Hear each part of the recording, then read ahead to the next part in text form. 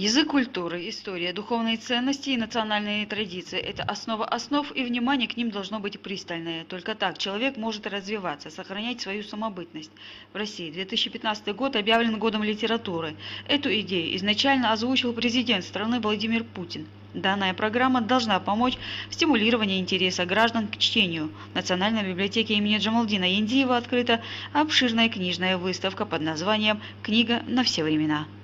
На нашей выставке представлены произведения русской классической литературы, а также произведения ингушских авторов. Выставка будет в течение года обновляться и периодически будут дополняться новыми изданиями.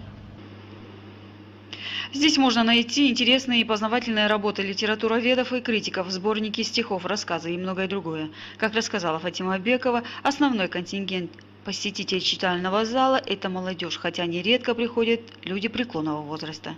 Пенсионеры, которые очень интересуются историей нашей республики, и вот они в основном спрашивают краеведческую литературу. В основном все запросы читателей удовлетворяем. Если же вдруг получается, что у нас нет того или иного документа, то он периодически, наш фонд обновляется и дополняется. Сотрудники главной библиотеки Ингушетии планируют радовать своих читателей различными культурными и творческими мероприятиями до конца года. 2015 год обещает быть насыщенным в творческом плане. В библиотеке планируется ряд мероприятий, приуроченных к этой дате и вообще году литературы. Но в этом направлении, являясь центром продвижение литературы, агитации, чтение. Ведется активная работа в нашей библиотеке, выпускаются наши издания, то есть работы наших сотрудников. Это и научные работы, и библиографические указатели. Здесь также параллельно организована благотворительная акция «Книга из рук в руки». Она тоже проходит в рамках Года литературы. У многих дома хранятся книги, они прочитаны и кому-то могут мешать. Сотрудники предлагают передать их в библиотеку. Акция организована совместно с отделом образования по городу Карабулаке Сунжскому району Республики Ингушетия и Национальной библиотеки Республики Ингушетия.